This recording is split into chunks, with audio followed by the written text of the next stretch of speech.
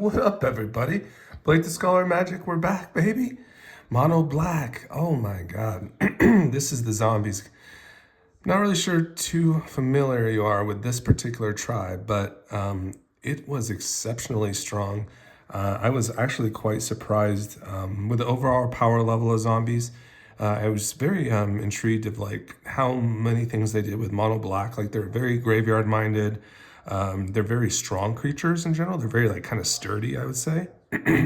And they also draw a lot of cards. Like surprisingly, like most of the cards will just simply see like dying effects of the zombies, and they'll basically replace themselves with cards or more zombies. So it's like a very unrelenting tribe, as you would say, and it was just fantastic.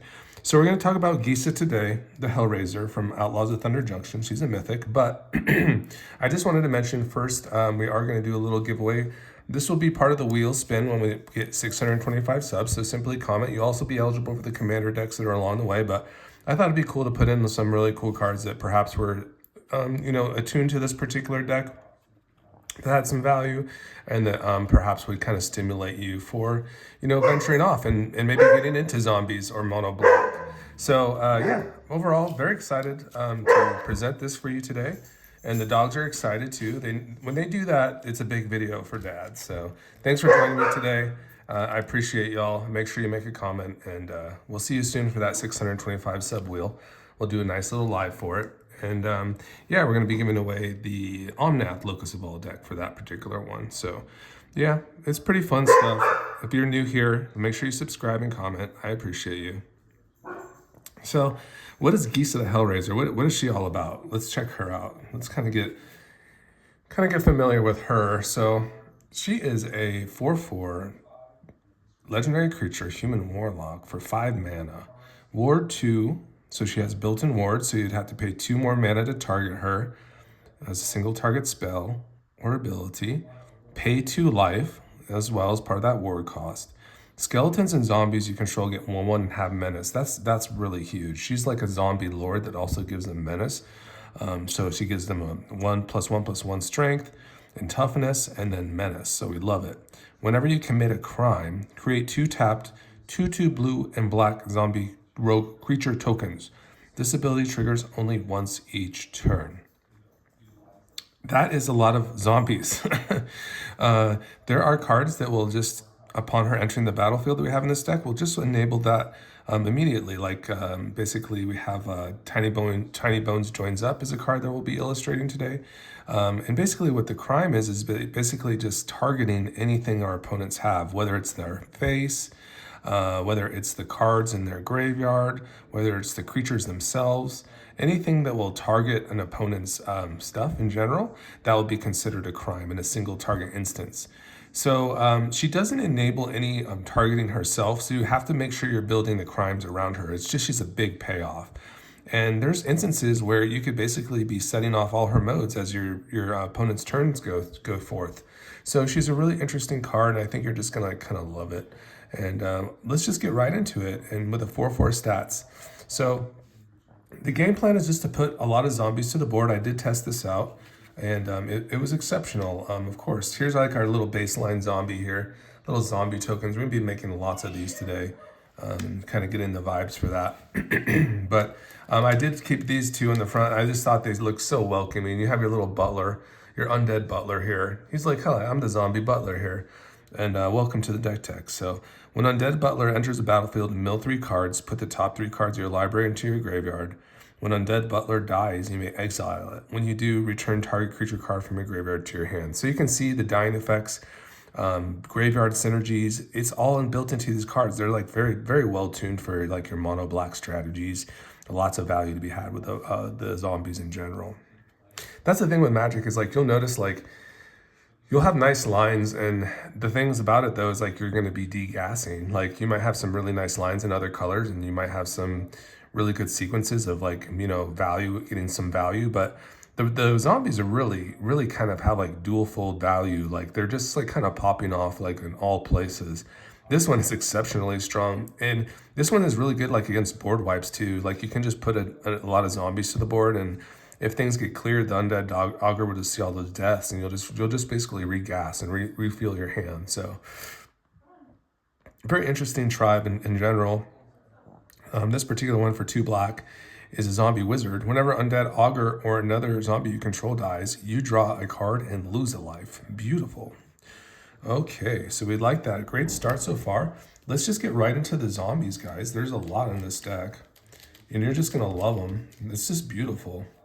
So here's one of my favorites, and I think it's like a criminally underplayed card in Standard is the Fester Leech. My mind is always kind of like, thinking of like crazy things, and I was like, well, I really like the Tolarian Terror, and I like the Marauder, right? And then there's also the Huckbuster Swarm, and I was like, is there a way like we can put them all together? Maybe Fester Leech could do that. Yeah, I think Fester Leech could probably be the backbone for a lot of constructed decks that like graveyard stuff, because it's very hard, and it basically brings about like card errors for your opponents. Like they just don't know how to really interact or block with it, and they don't really like to let it get in, because once it does, it's gonna just mill your own graveyard, which we want to do, and get value from our own grave. It has that pump ability you can do once each turn for one generic and 1 black, so you can get it a little stronger too in some circumstances, and maybe trade when otherwise it shouldn't be trading. So really cool card in general, really cool card to kind of start off our 1-drops. Then you have your basically your Champion of the Perished. So this is also just another gorgeous card here from looks like Midnight Hunt. And you can see the nice art. So whenever another zombie enters the battlefield under your control, put a 1 counter on Champion of the Parish. So that can obviously scale. It doesn't even have to be necessarily a permanent zombie. It can be a token as well. So whenever any zombie, whether a token or not, enters the battlefield, you'll put a 1 counter on Champion of the Parish. Beautiful, beautiful foil to the white champion, which is also in mono white. Very cool foil there. Here's a champion or Shambling Ghast, and this is that beautiful one mana 1/1. When Shambling Ghast dies, choose 1. Target creature an opponent controls gets 1/1 until end of turn, or create a treasure token.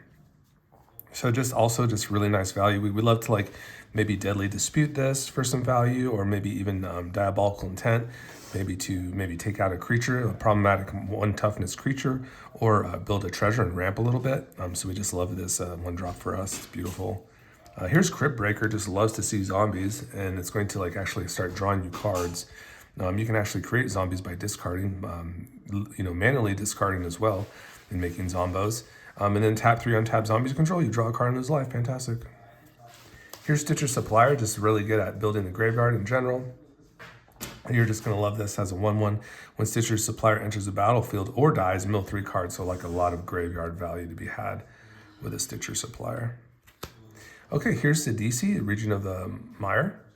So this one in particular is 2 mana, and it's basically kind of like, I think it's like an upgrade of a Persist, because it's a zombie. We want to encourage our zombies, right? We want to get value from having zombies, and if we can have some sort of resurrection built into a zombie, I think that's pretty cool. It's very restricted, but we will build the graveyard enough. We have Stitcher Suppliers, we have Undead Butlers, Fester Leeches, we have all sorts of stuff. Ripples on Death, later we're talking about Timmerick Calls the Dead. Lots of graveyard support for this tribe, and it's going to be easy to like kind of get zombies and have things go to the graveyard. Get them back, sacrifice more things, get more value. And the thing, the restriction is it has to be 1 costed more than Sidisi. So the creature that you do return. So yeah, so it's X mana value X other than CDC. Sacrifice a creature control with mana value X other than CDC. Right, and then so it's X. So X of the creatures is a creature's mana value plus 1. So that's it. So not very kind of interesting, kind of some hoops to jump through, but I think it'll be fine. It is a zombie in all. So we'll try it out. Here's Lazutep Reaver. I like the fact that it just creates zombie bodies. We're gonna probably be overrunning our opponents with zombies in certain circumstances. So this is a zombie itself, and it'll make me another zombie by amassing. So we'd love to see that. And amass is a token, basically like a 1/1 token that will kind of get stronger as we continue to amass. Here's Graph Reaver. I should have a Jadar in this deck too, so forgive me if it's not in this particular pile, but I will definitely be getting it in, as you would say. So don't worry, it's coming. Maybe an oversight, but I'm seeing it now. Graph Reaver is the one little exploit. So when this creature enters the battlefield, you may sacrifice a creature. When Graf Reaver exploits a creature, destroy target planeswalker. That's cool. At the beginning of your upkeep, Graf Reaver deals 1 damage to you. It's a 3/3. I love the Tainted Adversary, whether you want to lead with this before Gisa or go ahead and drop her and then this afterwards, it's really up to you. But I love like sinking mana into this, making some nice threats. And then when she comes on the battlefield, she's going to just buff them up, give them menace, give this guy a little bit stronger. It's like really putting a lot of power to the board at once. So we really want to kind of go wide with this particular deck. Going wide, baby. Zol Asher, the Leech Lord. Ward, pay 2 life. Okay, that's fine. You may cast target zombie creature card from your graveyard this turn. Fantastic. We love it. Here's the Curse Marauder, probably the nastiest fellow out of all of the zombos. When a Curse Marauder enters the battlefield, each player sacrifices a non-token creature. So, yikes. Just a lot of sacrifice value in general, and it's just a great card. Just love to have that pressure on your opponents and just remove many things at once from each opponent's board. Here's the Unstoppable Slasher, probably the coolest zombie in our deck. Just the fact that it's like reaches parity with a lot of power levels.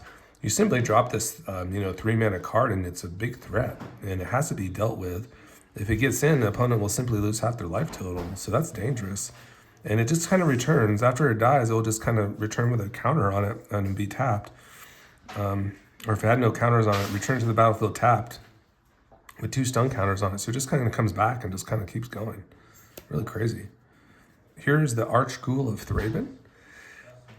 This is the 3 mana zombie cleric. Whenever Archghoul of Thraben or another zombie you control dies, look at the top card of your library. If it's a zombie card, you may reveal it and put it into your hand. If you don't put that card in your hand, you may put it into your graveyard. Fantastic. Headless Rider.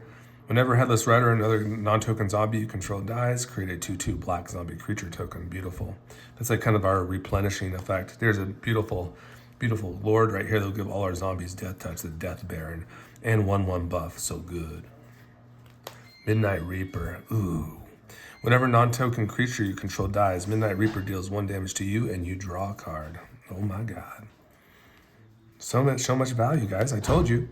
Here's a Rotting Regisaur. It's a 7/6 zombie dinosaur. Not a 6. Not that. A 7/6.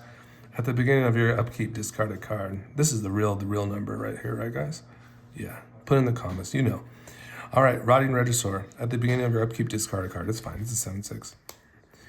Here's a Duragraph Colossus. This thing kind of seems really obnoxious, right? Duragraph Colossus enters the battlefield with 1/1 counter for each zombie in your graveyard. Whenever you cast a zombie spell, create a tap 2/2 black zombie creature token. That's crazy. Is Field of the Dead legal in Commander? I was wondering because we can make zombies too with our lands. That'd be cool. Here's Murderous Rider. Destroy target creature or planeswalker, you lose 2 life. Beautiful instant side there. The adventure side. Lifelink, when Murderous Rider dies, put it on the bottom of its owner's library. Beautiful card for us. I love zombies. Grim Servant. Menace. When Grim Servant enters the battlefield, search your library for a card with mana value less than or equal to your devotion to block. Reveal it, put it into your hand, then shuffle. You lose 3 life. That's insane. Yeah, it really is insane. You're just going to tutor something up. Here's Ebon Death, a really nasty flyer that's a zombie. So this thing can enter from the graveyard. If a creature not named Ebon Death, Dracula die this turn. It's a nasty 5/2 flyer. Can get really busy with that Ebon Death for sure. Vile Entomber for some death touch and entombing, like putting any card that's at all. Is it any card, right? It just entombs a card.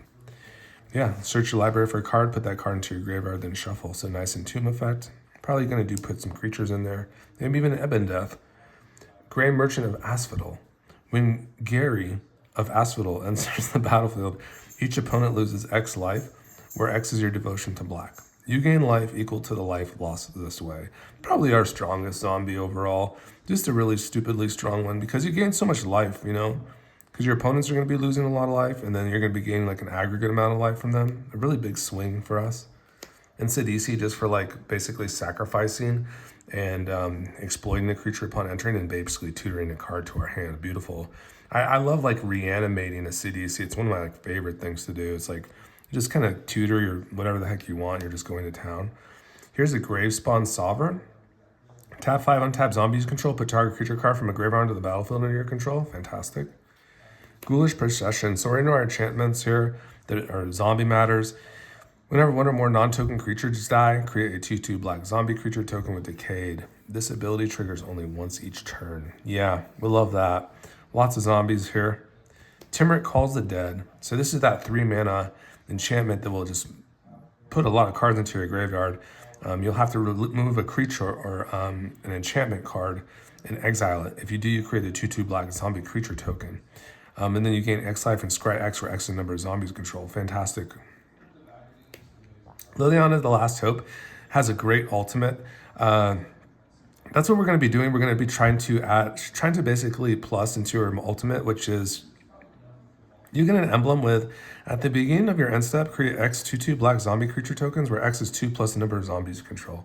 Really snowbally thing there. You can just create 20 zombies at once all of a sudden. And that's really cool. That's a lot of zombies. And with a Gisa, we're just going to win. There's just so much power on the battlefield. Liliana, Dreadhorde General, also will create zombies. We'll have some sacrifice going on.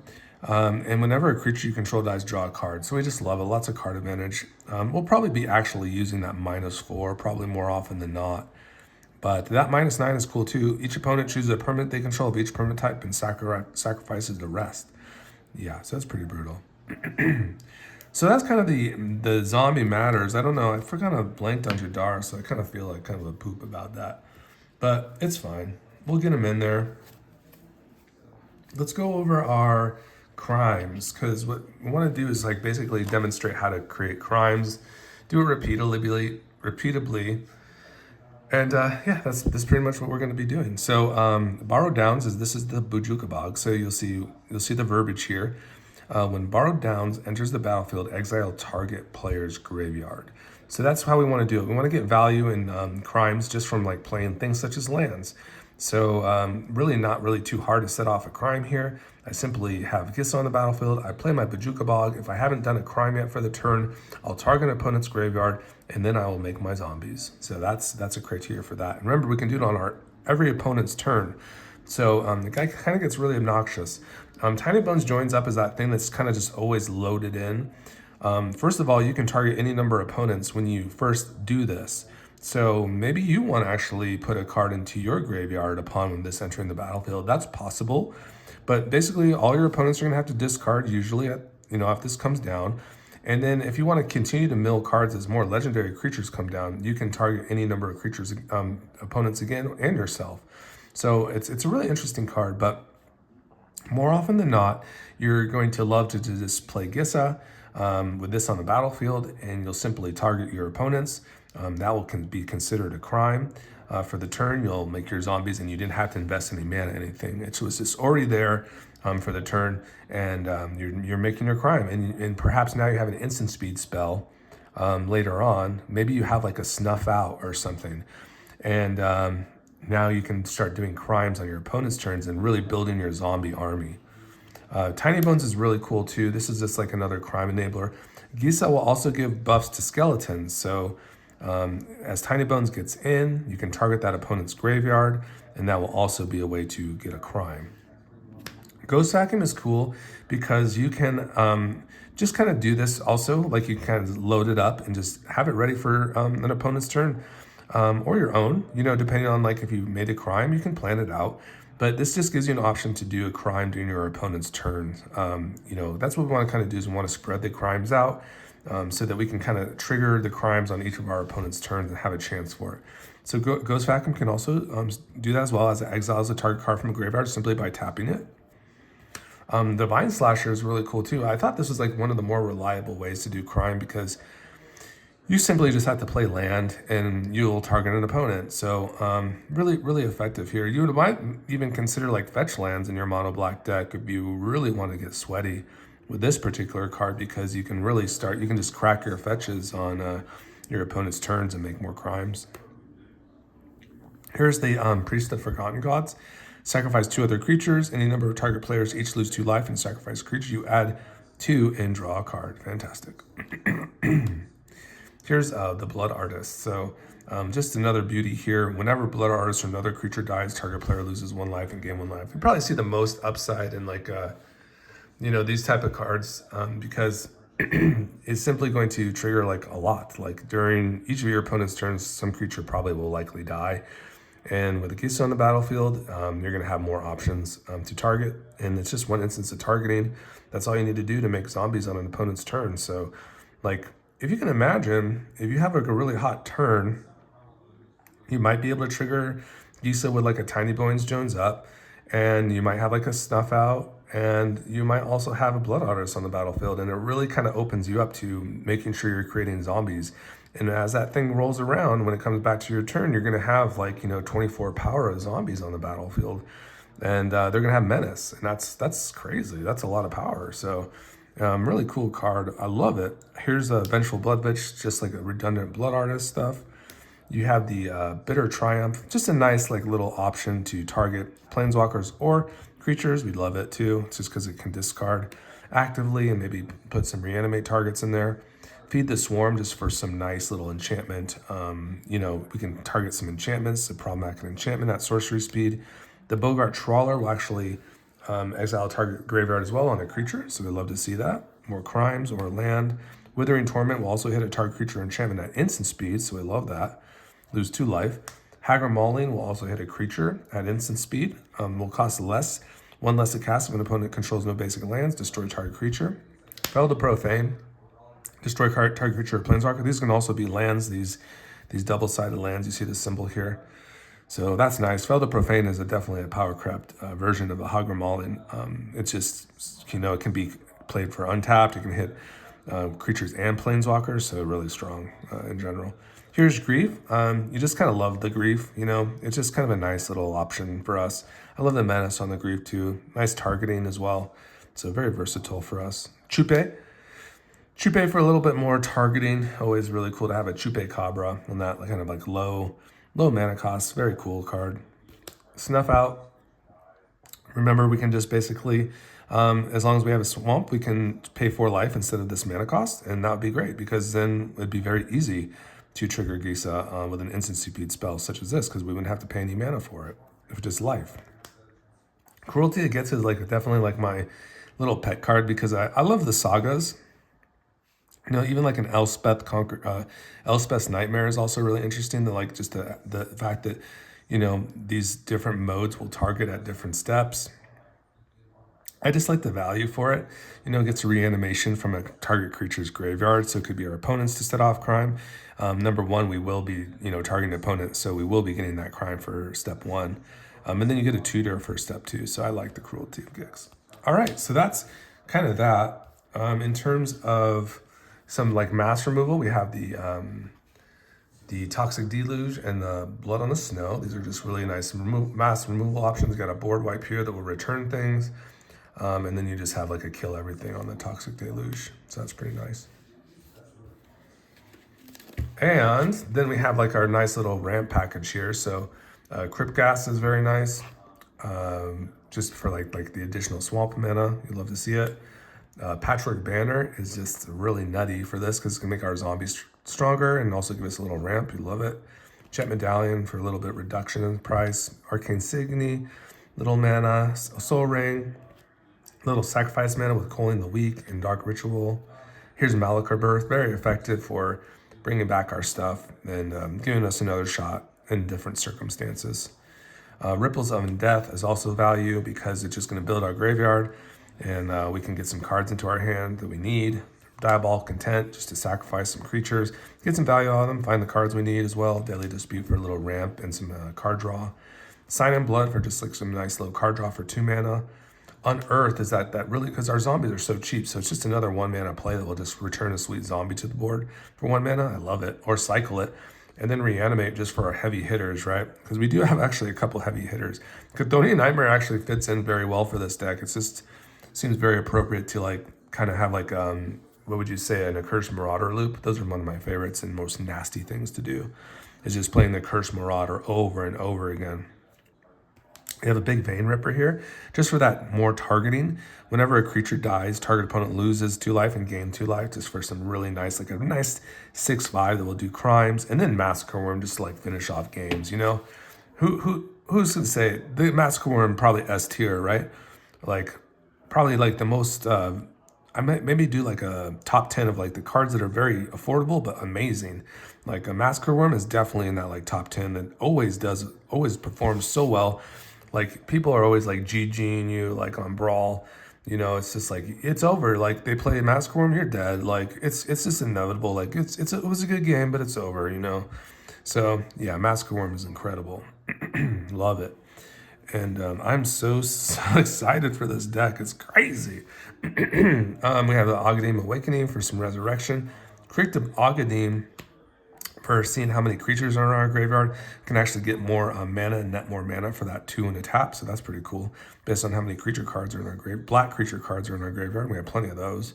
Castle Lockwing for some card draw. You have to have a swamp for that to come in on tap.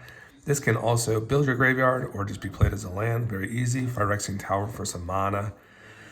Faithless Haven for becoming an honorable zombie that's frozen. You love it. And then a beautiful Snowlands here. So we just kind of rip into the Snowlands, a bunch of those. So that's that. And then we have a Cabal Stronghold here. And the rest are just Snowlands. So 3 in a tap, add swamp for each basic swamp you control. So we'll kind of play around with the multi-face land cards, but I think we're pretty jazzed about it. And that was the deck. I actually built this for a coworker, Miss Jeanette. So Miss Jeanette, this one's going to be coming to you. I actually am going to be actively rebuilding it. Like, as I like go to the LGS, I'm going to be like hunting down these cards again because I have to have it for myself. But yeah, I think this is going to be wonderful. So this is Gisa the Hellraiser. Really nasty zombie. I really encourage you. I think you're going to love zombies. I still haven't gotten into elves as like a 100 card commander.